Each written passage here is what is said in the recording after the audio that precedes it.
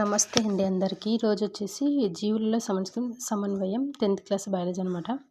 జీవక్రియలలో చూడండి, మనకు జీవులలోని జీవక్రియలు ఫస్ట్ జీవక్రియలు అంటే ఏవేవి? శ్వాసక్రియ, జీర్ణక్రియ, రక్త ప్రసరణ, విసర్జన క్రియలను నిర్వహించే అవయవాలు శరీరంలో నిర్దిష్ట ప్రదేశాలలో అమరి ఉండి. అంటే మనకు జీవక్రియలు అనేటివి ఏంటంటే శ్వాసక్రియ, జీర్ణక్రియ, రక్త ప్రసరణ, విసర్జన క్రియలను జీవక్రియలు అంటారు. ఇవి వివిధ అవయవాలతో నిర్దిష్టమై వివిధ ప్రదేశాలలో పనులను నిర్వహిస్తాయి అన్నమాట. ఈ జీవక్రియలలో సమన్వయం అనేది ఈ లెసన్. దీంట్లో ఏమేం పార్ట్స్ పాల్గొంటాయి, ఏ విధంగా జీవక్రియలు అనేటివి వినియోగిస్తాయి అనేది తెలుసుకుందాం అనమాట.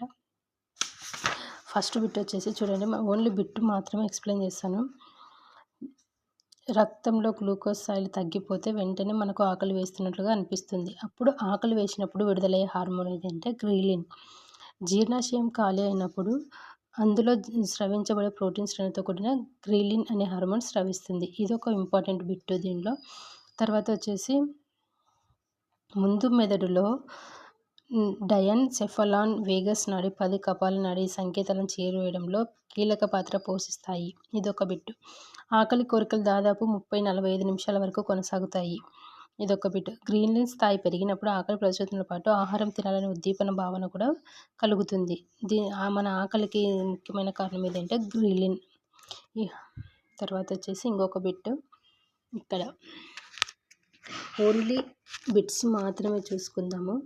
అంటే ఇది రివిజన్ లాగా ఉపయోగపడుతుంది మనకు కడుపు నిండుగా ఉండి ఇంకా ఎలాంటి ఆహారం అవసరం లేదనిపించినప్పుడు లెప్టిన్ అనే మరో హార్మోన్ స్రవించబడి ఆకలిని అణిచివేస్తుంది. ఒకటి ఆకలి అయినప్పుడైతే గ్రీలిన్, కడుపు నిండినట్టు ఉంటే లెప్టిన్ అనమాట. నెక్స్ట్ వచ్చేసి